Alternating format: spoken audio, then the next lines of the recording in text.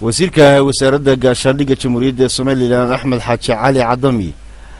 ayaa waxa uu gaadhay magaalada Baran ee xarunta gobolka Baran halkaasi oo si diiran ay ugu soo dhaweeyeen dadweynaha iyo maamulka gobolkaasi Baran.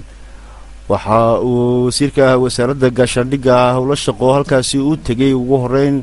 dhagax dhigay dhisme saldhig cusub oo laga hirgelinayo magaalada Baran. waxaana halkaasi hadaladii laga soo jeediyay munaasabadaasi kamid ahaa oo wasiirku uga mahad celiyay dadweynaha halkaasi ku dhaqan sida ay u soo dhaweeyeen. dhammaan waxaan oran karaa wax garadkii iyo dhalinyaradiiba intaba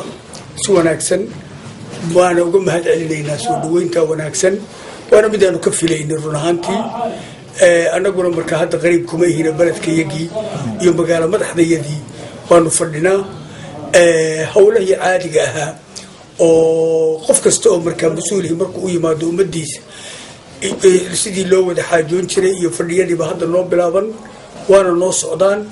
in alla inta hadda aanu aragna inta kalena waanu arkaynaa wixii aanu waqtigan ka gaarsiin karno. hawshii labaad oo aanu u nimido qaradka weyn ahaa oo ahaa in nimankii farsamo yaqaanadii iyo jiradii la socda inay biyihii eegaan ceelashii biyaha ay hawshoodii ka dhammaystirtaanna meeshii hore way dhameeyeen godkii hore wayna dhameeyeen haddana waxay u guureen kii labaad oo kuwii la sahmiyey ahaa hawshiina si fiican bay ugu socotaa gacantay ku hayaan. marka waxaan rajaynaynaa sidaa wanaagsan iyo muqaabaladaa fiican in loo raaciyo wadacaad fiican oo aanu sidaa isku sii nabadgeliyeyno dad isku maqan oo aan meel fog kala jirin oo qulubtooda wada jirto baanuna annagoo dadkan Baran iyo ereyadeeda degan halkan aad iyo aad waxaan ugu faraxsanahay una soo dhaweynaynaa wasiirka Axmed Xaaji Cali Cadani iyo waftigiisa balaaran xildhibaanadu ku jiraan xaakimadu ku jiraan madaxda badan leh nooc walba leh ayaan soo dhaweynaynaa. waxaanu leenahay waxaad timaadeen gurigiinii